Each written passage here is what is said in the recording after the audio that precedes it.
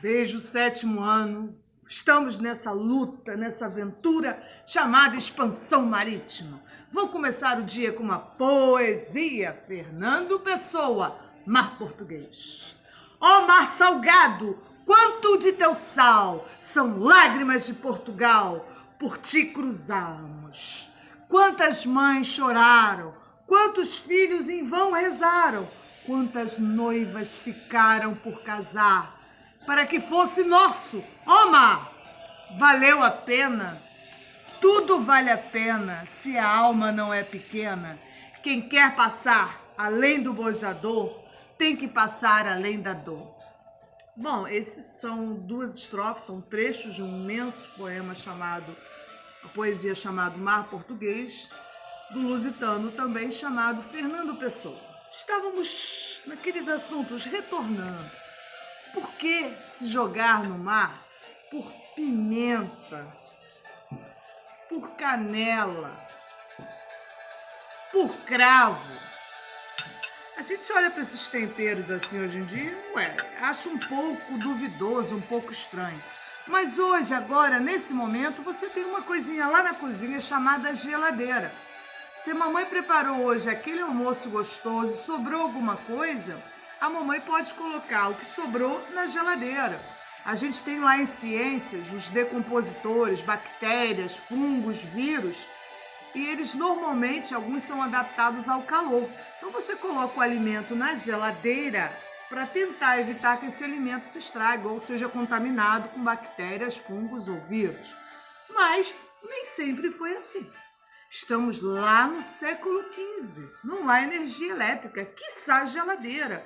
Então esses temperos, como a pimenta, por exemplo, não servem apenas para saborizar, para temperar, para dar gosto. Até porque eles comiam comida podre sem sabor na Idade Média, tá? Era caldo de cebola, caldo de batata, pão com fungos. Esses temperos aqui, como por exemplo pimenta, canela, cravo, eles servem como grandes conservantes. Eu consigo conservar o alimento por muito mais tempo. Eu amo, por exemplo, salame, eu não sei você. Salame, quando você corta o salame, fica nítido ali pedacinhos de pimenta do reino. Então a pimenta, a canela, o cravo, tantos outros, noz moscada, pimenta do reino, esse aqui é dedo de moça, tá? O tamanho do dedo de uma moça. Servem para conservar os alimentos, saborizar. Para além disso, hoje eu tenho xaropes, tenho remédio, né? Nem sempre era possível. Nesse período que a gente estava falando, eles vão criar, à base de temperos, xaropes, ungüentos, remédios quentes que poderiam fazer suar, melhorar a condição, especialmente da condição de gripe. Então, quando a gente pensa que no alto valor das especiarias, a gente precisa pensar quais eram as suas utilidades. Para além disso, era algo raro, era algo especial. As especiarias, elas não nascem, tá? Isso aqui, por exemplo, é o fruto da pimenteira, isso aqui é casca de uma árvore, do caule de uma árvore, isso aqui é uma florzinha. Elas não nascem na Europa, elas são raras porque elas não nascem na Europa, elas são de clima quente. E a Europa, em grande parte, tem um clima mais frio, temperado. E aí a gente se pergunta, então, se é raro, vai ter um alto valor comercial. Beleza. Um simples punhadinho desse aqui poderia valer moedas de ouro. Calma lá, vamos fazer uma conta aí. Eu usei como base a cotação do dia 9 de abril, da semana passada, tá? Igual ao dólar, que tem cotação e pode variar, o grama, porque a grama é o que está aqui atrás, o grama é o peso. O grama de ouro, ele pode variar de preço, de valores, ele tem uma cotação dia, tá? Um graminha, que seria assim uma coisinha de nada de ouro, né? 1 grama de ouro, no dia 9, estava valendo R$ 276,98. Repito, um graminha, que é uma coisinha assim de nada, R$ 276,98. As moedas hoje valem o valor específico de cada moeda. Nesse período que a gente está estudando, as moedas eram pesadas, não havia ainda dinheiro em papel como a gente conhece hoje, eram pesadas. Tínhamos moedas de 10 gramas, 20 gramas, chegando até 50 gramas de ouro. Vamos especular que essa pimenta aqui hoje está custando uma moedinha de 20 gramas de ouro. Eu vou pegar esse 20 e multiplicar por esse valor. Então, esse potinho de pimenta hoje aqui, no dia 9, valeria R$ 5.539,60.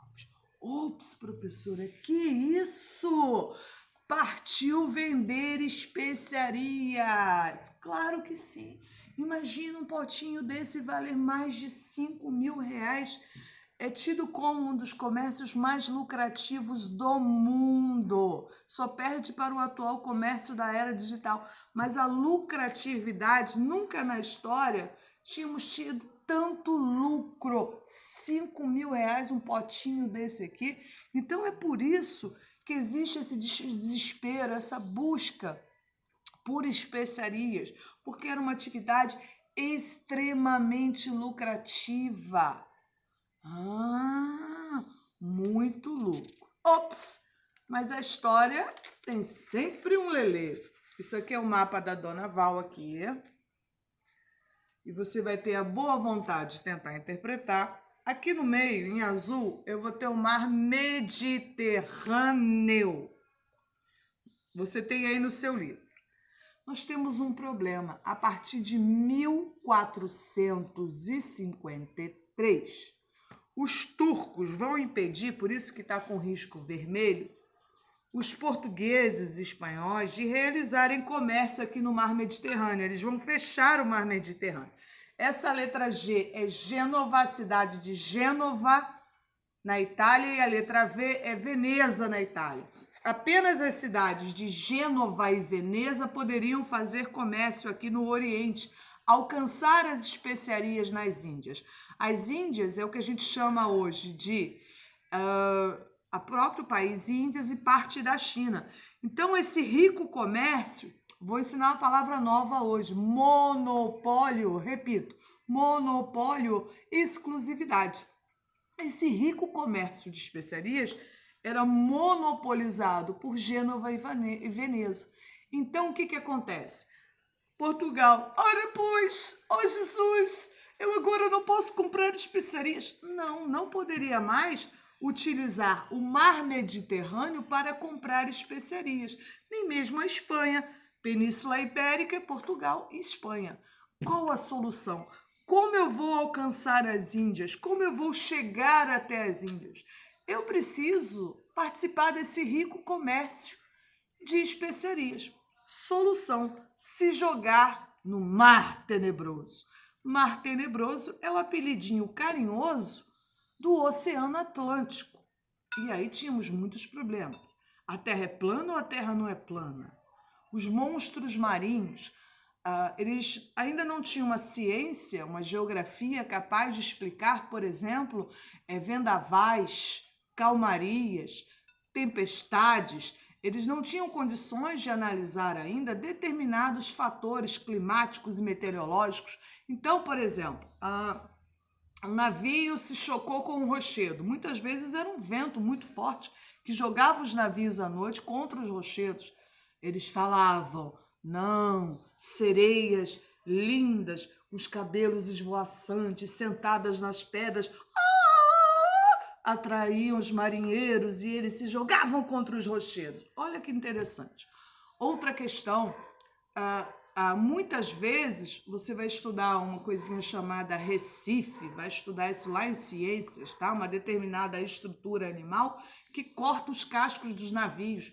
Muitas vezes os navios passavam em cima de recifes e não sabiam, os navios afundavam. Eles falavam então que era a poderosa serpente do mar.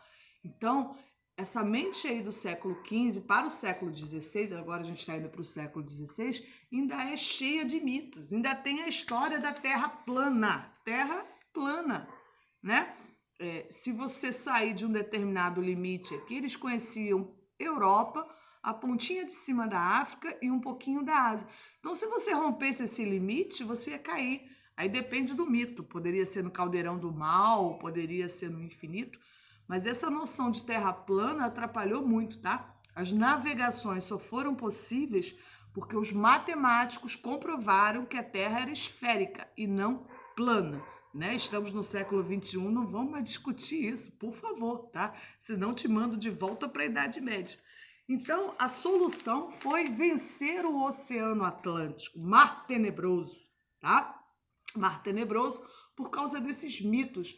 Eles tinham medo, tá? Pavor de se jogar. E Portugal vai tomar a dianteira. Portugal, gosto dessa palavra, pioneiro. Portugal vai ser a primeira grande nação a se jogar no Oceano Atlântico. Mas por quê, professora? Tem vários motivos que explicam esse pioneirismo. Primeiro, Portugal é o primeiro a virar um país, uma monarquia centralizada. Lá eles tiveram uma revolução, que a gente vai estar estudando mais adiante, chamada Dinastia de Avis, em que eles centralizaram o poder, tinha um rei que mandava. Outra questão, Portugal tem a condição geográfica. Grande parte de Portugal é voltado para o Oceano Atlântico. Eles fundaram também uma escola de navegação chamada Escola de Sagres, onde eles contrataram astrônomos, cartógrafos, matemáticos e uma rica burguesia. Portugal tinha uma rica burguesia, ou seja, pessoas dispostas a investir nessas navegações para conseguir especiarias. Paramos por aqui, vai ter atividade, nós vamos estudar intensamente esse capítulo de expansão marítima, tá ok? Ah, peraí, desafio, eu vou morder uma pimenta, ó. Tá servido? Hã? É de verdade. Quer um pedacinho? Quer? Tá servindo? Tá um pouco ardido, tá, gente? Grande beijo.